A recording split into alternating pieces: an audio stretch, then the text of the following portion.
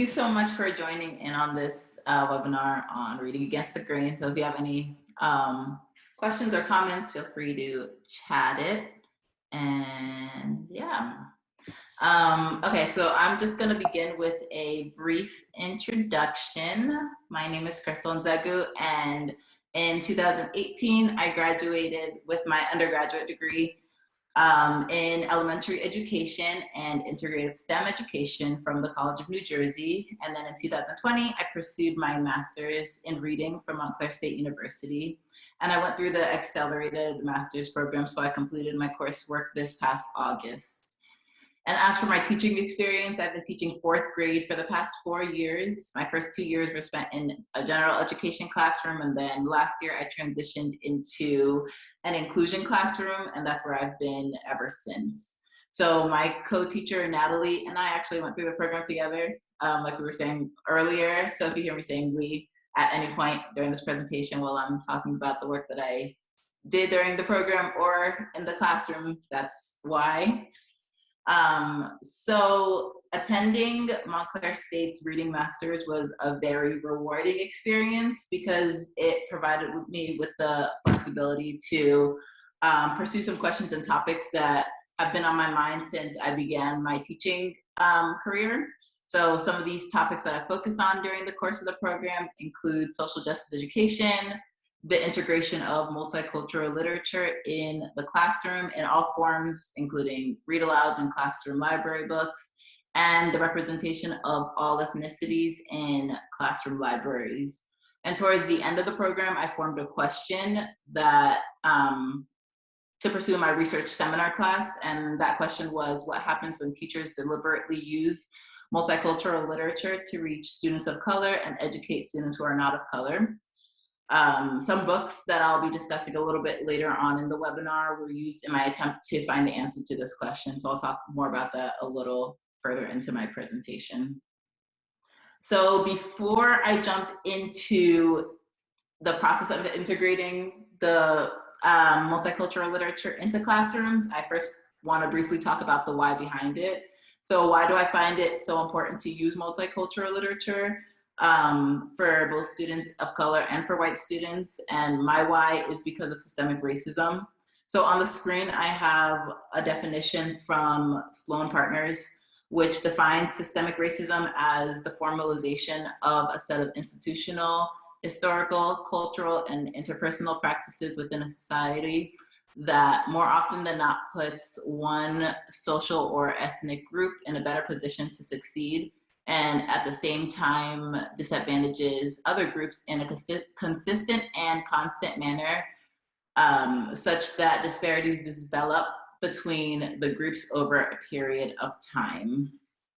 So basically from the country's inception, there's been a devaluing and dehumanization of people of color, particularly Indigenous people and enslaved Blacks. And this was rooted in a set of legal, economic, and educational barriers that systematically excluded them from democratically participating in American society. So that's basically the foundation for racial inequality. And if we look more specifically on the at the education system, we can see the ties between education, race, and socioeconomic status. And if we think more closely on the post-slavery America, the unequal system stems from factors such as Jim Crow legislation and racial segregation and more. So all this to say that basically from the country's inception, the lives of minorities have not been seen as important and have been seen as being less important than the lives of white individuals. And minority experiences never really mattered as much as white individuals. And this is part of the reason for the overwhelming discrepancy in the number of children's books published that feature characters of color. So nowadays, there are many more multicultural works that have been published than there were a few years back, but there's still nowhere near enough. So that's why, or partially why, it is so important that we integrate multicultural literature into the classroom as much as possible. So to start, children's books are where our children turn to for information and where they learn many of their values. These books reflect the attitudes of society, and from books, children learn who matters, who's important. They learn new words and phrases and new ways of thinking. And in many instances, books have a heavy influence on how children feel about not only themselves, but about other groups of people that they read about in these books and that they encounter in real life. And I always tell my students that books should serve as windows, mirrors, and doors where the book may reflect their own life or allow them to walk through cultures and experiences that are different from their own. So if we're acknowledging how important books are in children's lives, and it's important that we also acknowledge that the process of choosing these high quality children's books need to be well thought out with several steps and requirements. And I know that there are many takes on the process of integrating multicultural literature and the requirements, but this is just is just my take based on my research and experience. So I've broken up the process of finding high quality multicultural texts into 4 major components. So first, embedded culture. Although we need books that feature characters of color, simply featuring a person of color doesn't necessarily mean that the book is high quality. So I want to clarify what I mean when I say high quality multicultural literature. So in order for a book for me to be considered multicultural literature, the character's cultural background needs to be a part of the story. And it has to be a big part of the story, because in real life, an individual's background influences how they go through life, and their different life experiences are typically unique as a result of their cultural background. So I believe that this should be translated in books, and the authenticity of this embedded culture can will make it a high quality text. And then the next part goes hand in hand. So a high quality multicultural text should be free of stereotypes. And I do really appreciate it when authors, especially authors of children's books, address the stereotypes directly in the story, because I feel like it helps students learn if they may have been naive to some of these stereotypes in a risk-free way. So next, high quality multicultural text should show characters of color in a positive light. And like I mentioned earlier, these books are where children get their messages about how society feels about other groups of people. So depicting these characters in positive light is essential to me. And then last, something that I really look for when I am selecting a high quality multicultural text is the social change component. After reading a quality text, I believe that children should feel compelled to stand up for others and themselves when they're faced with injustice. So to engage students in social justice education, not only do they need to develop awareness and knowledge about social issues, but they should feel some sort of urge to take action. So reading books that model social change is sometimes what they need to feel compelled to evoke change and interrupt bias and discriminatory patterns that currently exist in our world. In my classroom, my co-teacher and I teach our students that it's their right as citizens in society to participate, protest, and use their voice whenever possible. I especially like when children's books show children working together, and sometimes even with adults, to bring social change into a community. And the social change, it can't be the white savior type of manner. Instead, I'm looking for characters of color standing up for themselves or others, and white individuals joining whenever possible to show communities and backgrounds kind of coming together.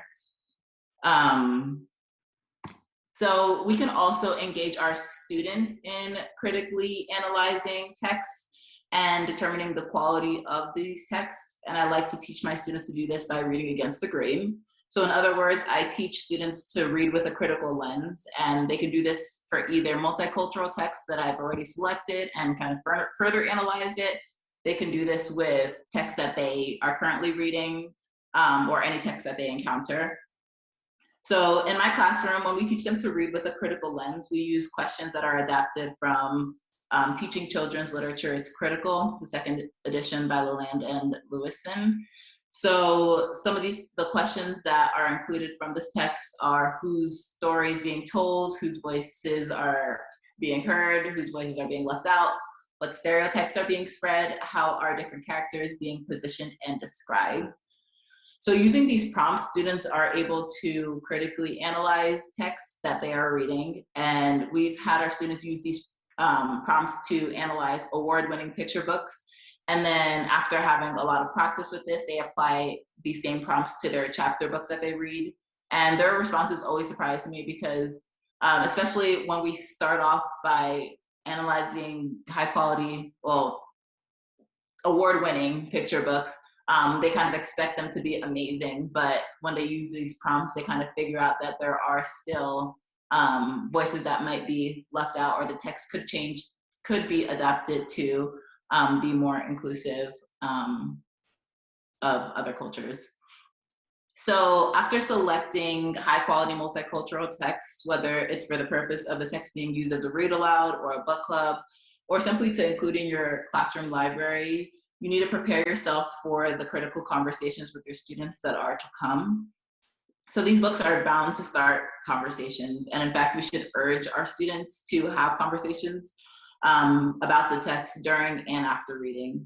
So to prepare yourself for these critical conversations about the real world issues that these texts deal with, first, you need to do your legwork. And what I mean by this is you need to read the book and determine your level of expertise on the topic presented in the book. Different book topics and your level of background with the topic affect how much work you and research and preparation that you need to do in order to be prepared to have the necessary conversations that the text brings.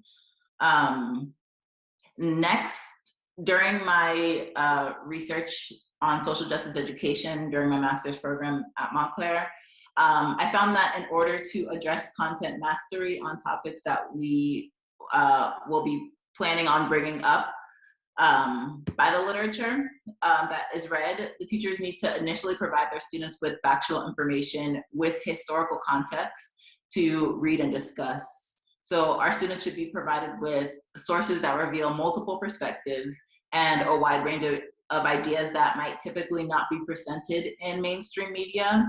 And then after critically engaging with these sources, I encourage teachers to facilitate effective dialogue between the students regarding all of the content that they analyze. And this could be a little bit more challenging when the text is a text that is just kind of being added to the classroom library rather than a text that's used as a read aloud text or a book club book.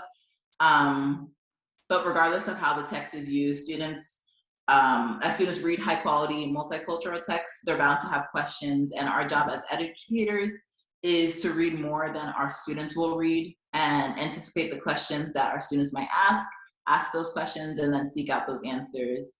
And this means that for us, we need to access additional sources and provide our students with these additional sources whenever possible so that they're able to read through the sources and evaluate the multiple perspectives and determine what they would like to believe and form their own opinion, so that we're not telling them what to believe. Instead, they're coming to these realizations on their own.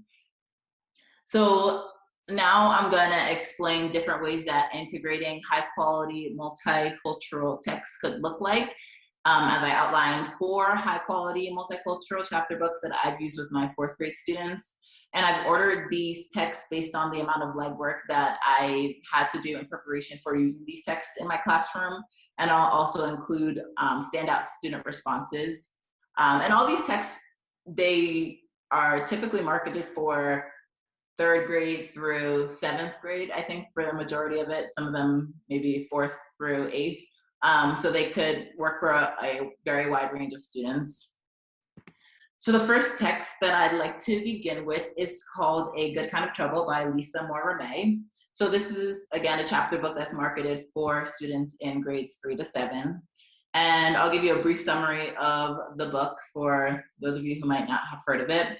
So this tells the story of Shayla, who's a 12-year-old Black girl who likes to stay out of trouble. She attends a school of predominantly white students and teachers. and prides herself on having a diverse group of friends who she refers to as the United Nations.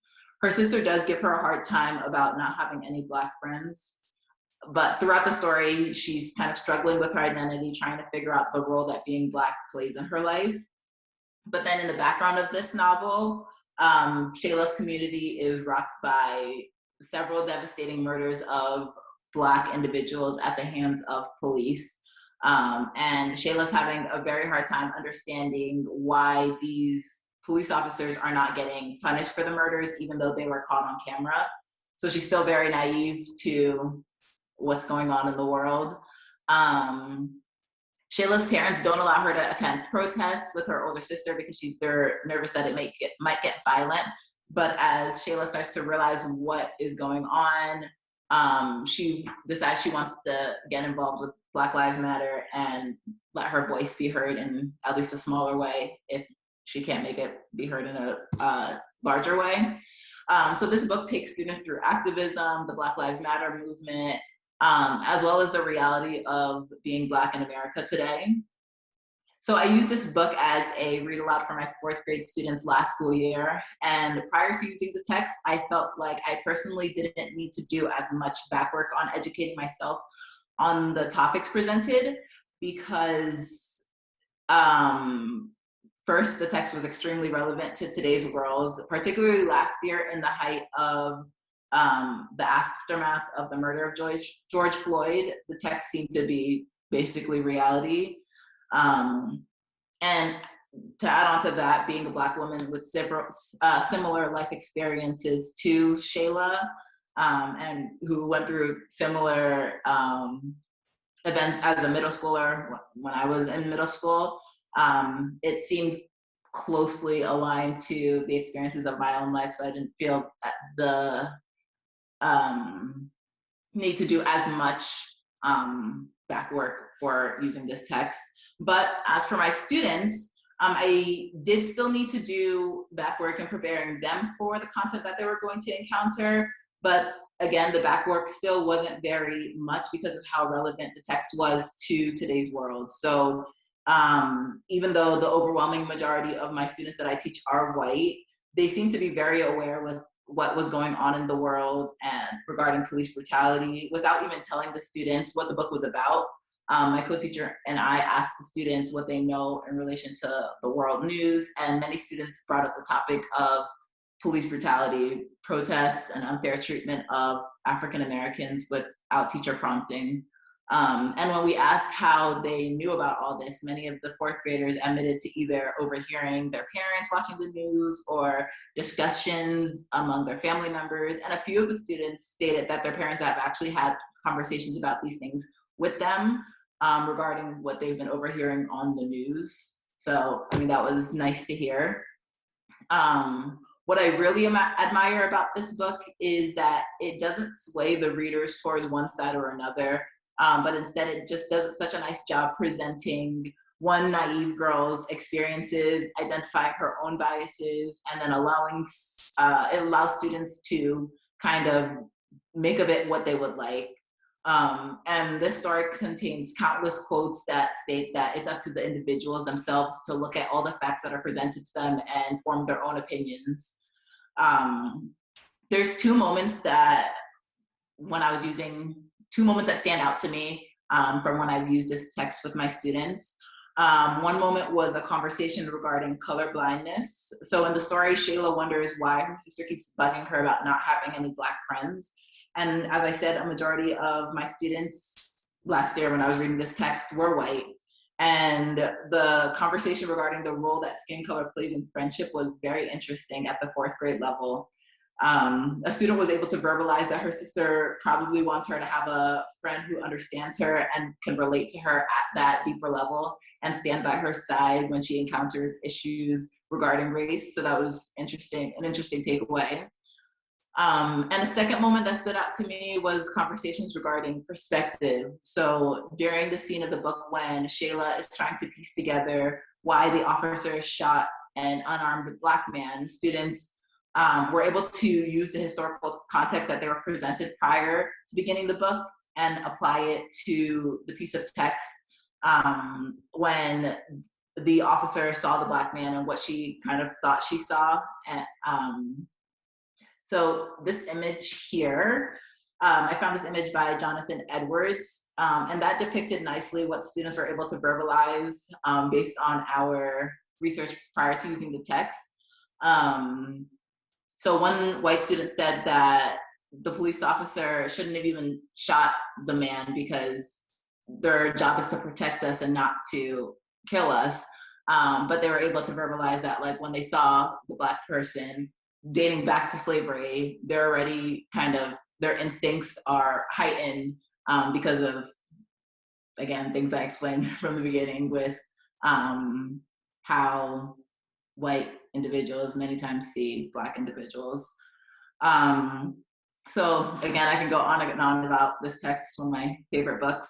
But there's so many critical conversations that are to be had when using this text. So the next high quality multicultural text that I've selected to include is called Lety Out Loud. And this book is about a 6th grader named Lety who moved from Mexico to America when she was in 3rd grade. And her first language is Spanish. And she reveals that it takes her a longer time to put words together in English before she speaks. So she prefers writing because she has more time to process and can fix things and put things in the correct order before she speaks, and in a way that makes sense. So every summer, the main character, Lety, goes to ESL camp to get better at English. But one summer, the summer that the book is taking place, her friend convinces her to volunteer at an animal shelter instead. When the shelter needs a volunteer to write animal profile, Lety kind of jumps at the chance because she really loves the animals and she really wants to write. But her white classmate also wants to be the shelter scribe, and so they eventually compete. The classmate thinks like, okay, let's compete, and he wants her to include like challenging words because he knows that she's not able to. He assumes that she's not able to do so because of her first language is Spanish. So Lety even worries that her level of English would hold her back in the competition. This book takes readers through the struggles of learning a second language and being accepted by peers when you're labeled as an English language learner. So I chose to include this text second because I did have to do a little bit more legwork prior to using this text with my students, because not only did the culture highlighted in this text not match my own, but it also dealt with experiences of being an English language learner that I've known about, but I've never experienced firsthand. This book was used in the format of a book club. So like I was mentioning in the beginning, how during my research seminar class, we were pursuing the question about what happens when you deliberately use multicultural literature. This is one of the texts that we used in the format of a book club. And the book club was driven by students. So teachers weren't going to be, as present in the book club as I typically am used to. So all the factual information regarding the topics that will be presented in the books kind of had to be presented prior to reading. But I was able to sit in on several of the book club meetings and listen in on their conversations and that they were having. But because all the students that were reading the text were white and that they had limited interactions with English language learners in school, it was interesting listening to how their conversations unfolded. And the students were able to quickly identify the stereotypes that the antagonist, Hunter, presented in the text. So that was very nice to know that they were kind of listening to what was presented during the back work of the text and apply it while they were reading the book. Something that stood out to me about this book was the student response to the social change component. So because the protagonist in the story, Lety, was the leader of the social change, and it was presented in such a natural and realistic way, the students recognized that young children are able to make a difference in the world. And so basically in the book, after presenting her idea to the man who runs the camp, Lety started a program to help English language learners like herself practice English by reading to animals. So Lety recognized that this was something that she wasn't going to be able to do on her own and sought out help from an adult.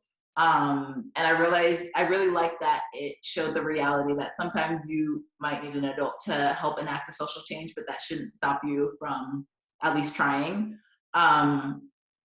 So during their last book club meeting, without prompting from a teacher, the students started talking about different social issues that they're familiar with and ways that they could enact social change. And it was amazing to see how they were inspired by the actions of Lety in the book, and trying to figure out how they could do their part to make the world a better place. The next text is called Count Me In, and this is actually a text that I'm currently using right now as a read aloud.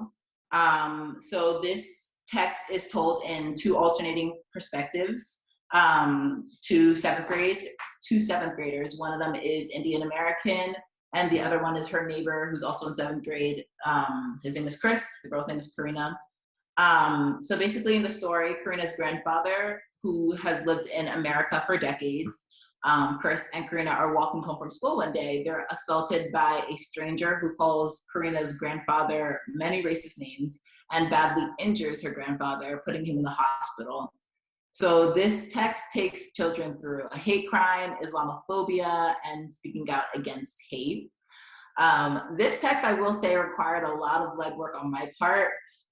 Even though I was alive, obviously, well, I guess it's not obvious, but I was alive during the time of the 9/11 attack, and I'm familiar with Islamophobia and hate crimes.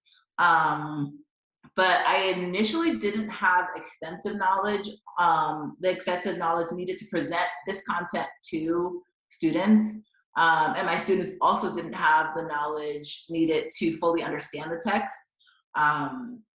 So being that this is the first year that we're using it and we're working our way through the beginning of the text, we're still maybe a third of the way in. But we have gotten to the part of the hate crime, and the class during, while I was using the book in class, during the scene of the hate crime, and a discussion ensued on what being American looks like and whose home America truly is.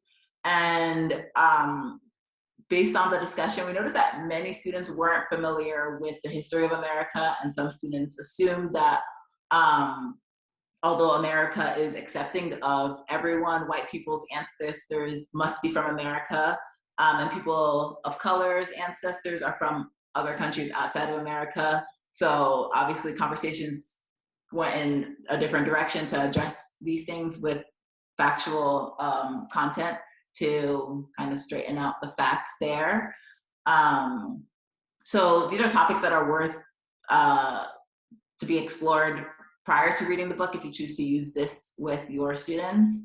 The topics of Islamophobia and hate crimes are also topics worth having students explore using factual information. And I like to use nonfiction texts and having them read about these topics through nonfiction texts prior to using the book, just so that they're able to see it from a different kind of lens, and facts are presented and they're able to make of it what they would want.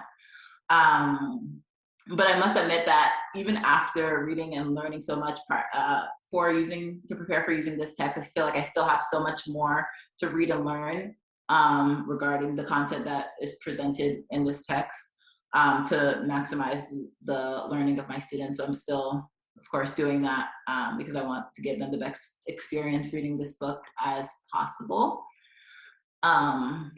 So the final book is called From the Desk of Zoe Washington by Janae Marks. And this one is about a 12-year-old Black girl who receives a letter from her incarcerated father, who she's never met. Her father was sent to prison for murder before she was born. Because Zoe's mother doesn't want Zoe to have anything to do with her father, Zoe doesn't tell her mother that she got the letter, and she begins secretly corresponding with her birth father on a regular basis. And her father eventually tells her that he's innocent of the crime that he was accused of. Zoe's lack of knowledge first causes her to doubt that he could possibly be innocent and sent to prison for a crime that he never committed. But after learning about systemic racism and how Black people are more likely to be wrongfully convicted of murder, she began to track down her father's alibi to prove his innocence. And this text required the most legwork on my end, and it also elicited the highest student response. So in preparing to use this text with my students, I had to learn a lot about the criminal justice system. And while I knew generally about the injustice in the prison system, I wasn't well versed in like the specifics of it. So I watched the documentary 13th, I read Just Mercy, and tons of articles regarding the root of the unjust prison system. And in teaching students about this, we were strategic in the information that we presented, and we made sure to present sources that showed different perspectives. And although we wanted students to come to the realization that there are issues in the criminal justice system, we wanted them to examine the sources and form their own opinions. We knew that the students would be naive to prior to this point because they had been accepting information kind of blindly up until this point. So we presented them with multiple pieces of text to examine, beginning with what they typically read about Abraham Lincoln's Emancipation Proclamation, talked about what they believe from that. And then we showed them like Lincoln's quote during his fourth debate with Douglas in 1858. We also showed them the 13th Amendment, and we could see by their reactions after being presented with all these different perspectives that their world was kind of turned upside down. And students verbalized from this experience that they've learned that they shouldn't accept something until they've read it critically, examined multiple perspectives, and could form their own opinion. So this was one of the most, I don't want to say upset that the students were, but they all of a sudden started chanting "My life is a lie," and it was a lot. But after kind of calming them down and asking them their opinions on what happened and why they're feeling the way they did, they were really able to verbalize the need for multiple perspectives and why you shouldn't just accept anything blindly. So this text was actually a little different from the other three because although my co-teacher Natalie and I did so much back work in preparing the students to use this text, we all ultimately decided last minute not to use it for our book clubs for several reasons. So this was also one of the book clubs that we were going to use along with the other text, Lety Out Loud. But the biggest reason we chose not to use this as a book club text was because these book clubs were student driven, and we wanted to, for the purpose of answering the research question, we wanted to intervene as little as possible. And the crime that was, the way that the crime was described in the book was a little, I don't want to say explicit, but it can definitely scare some fourth graders. And we don't want to force our students, like our 9-year-olds, to have to read this section of the text without being able to talk with an adult about it. And this isn't saying that I wouldn't use this in my classroom, because I absolutely would, but I'd prefer to use it as a read aloud where we can take it piece by piece, talk about it together, rather than having students have to read it on their own and kind of sit with their thoughts. It basically goes through how the father is accused of murdering somebody with like those blunt force trauma, and like it was a lot. So yeah. So now I'd like to open up the conversation for all. So basically, I feel what I'm doing is could be described as culturally responsive teaching. So I'd like to know what the phrase culturally responsive teaching means to you. Do you feel like you achieve the goals of culturally responsive teaching in your classroom, and how can teachers achieve this? Also, how appropriate is the phrase teaching tolerance, and should the phrase be renamed?